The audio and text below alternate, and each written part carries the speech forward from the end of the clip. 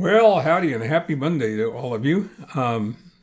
We survived Oliver's fourth birthday party. It was incredible.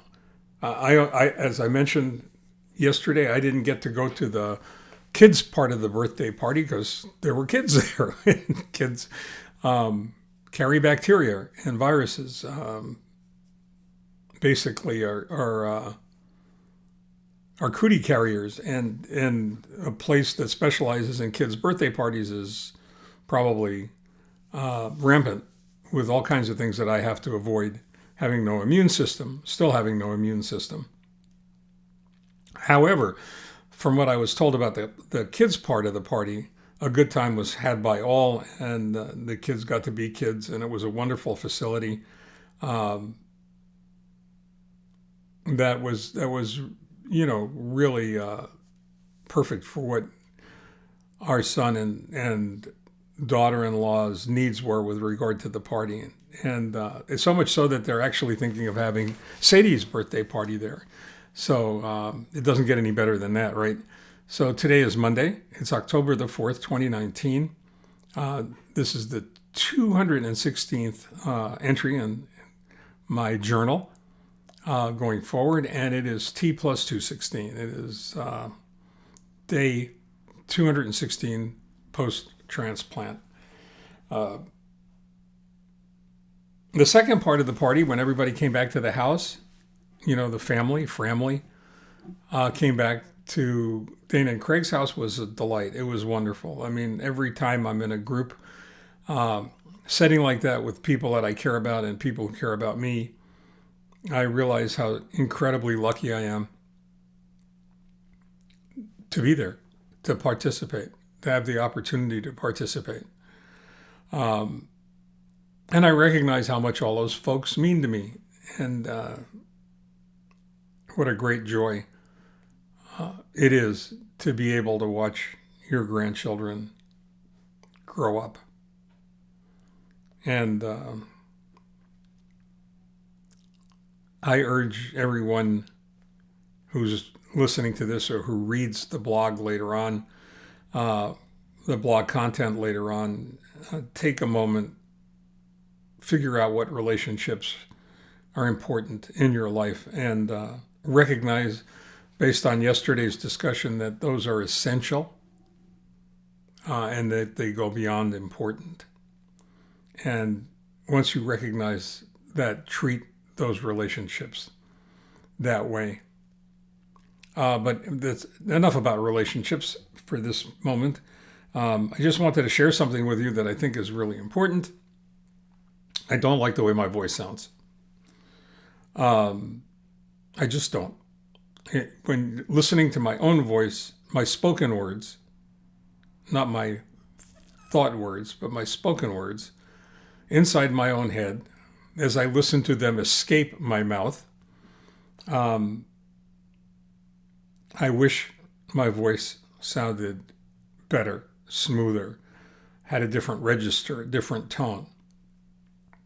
Maybe okay for you, but it's never been okay for me. And that's problematical, especially when you make a good part of your living, or you did make a good part of your living getting up in front of people and speaking. It's one of the reasons that I've never really liked watching myself on video, because if you're going to watch yourself, you wind up listening to yourself, and then you wind up wishing that you sounded differently than you do.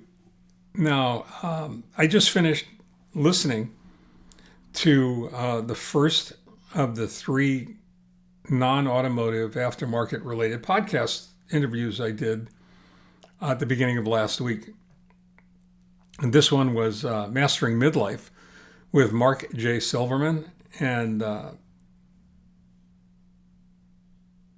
I have to admit, I really enjoyed the experience. And not just the time that Mark and I spent chatting with each other, but in order to make sure I had a sense of what Mastering Midlife was all about, I listened to a few of the podcasts. And he does a masterful job, number one, of conducting the interview. But secondly, the interviews that I listened to happen to have been really interesting. So I'd recommend if you have the time, certainly listen to mine. I would urge you to listen to mine. But listen to some of the other podcasts that are there. I think that's going to hold true for all three of the interviews that I enjoyed at the beginning of last week. But the same thing held true there. I was frustrated with the way my voice carried in the recording. And the only thing that got me through it was the recognition, the realization at some point that what I had to say was far more important than how I said it.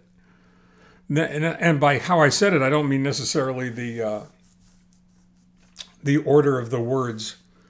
I meant the tone of my voice and the sound of my voice, the register of my voice. I would have preferred that it sounded better or differently. However, having said that, I did manage to say almost everything that I needed to say about the book and what the book's all about, and how I believe, with a perfect faith, that the lessons that are in Misfire, What to Do When Things Aren't Running on All Cylinders, can help someone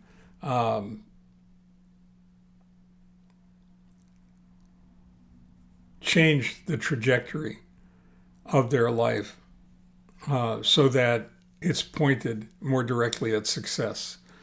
I got a wonderful message from one of the folks reading the book, who is reading it again a second time and using it as a guidebook for helping create an atmosphere in which he can center himself, in which he can grab a hold of his life and be more present, and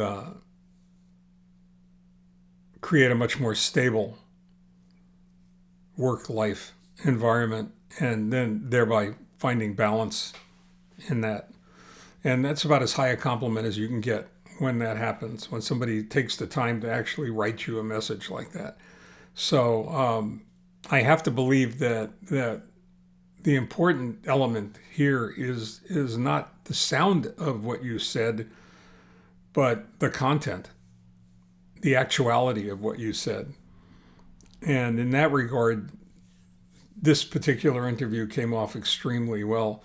So if you'd like to, I'm going to go ahead and put a link in it in the actual notes in the description of this blog that'll accompany it on Facebook and YouTube and LinkedIn and Twitter, to Mastering Midlife, and the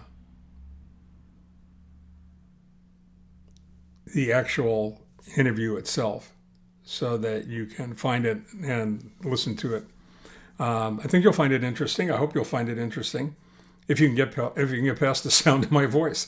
In the meantime, stay well, take care. I'll let you know when the other two interviews come up. I've got a third interview that's going to be live on Wednesday. When I get more information on how you can track that, I'll certainly put that out into the universe, so that you can spend a few minutes with us live, or if you don't have the time on Wednesday at 10 o'clock in the morning, you'll be able to go ahead and find a recording of it. All right. In the meantime, stay well, take care, have a wonderful day. It's gorgeous outside here in Southern California, for a change. So enjoy the day. And I hope you didn't get too crushed in the time change. So till tomorrow. Bye-bye.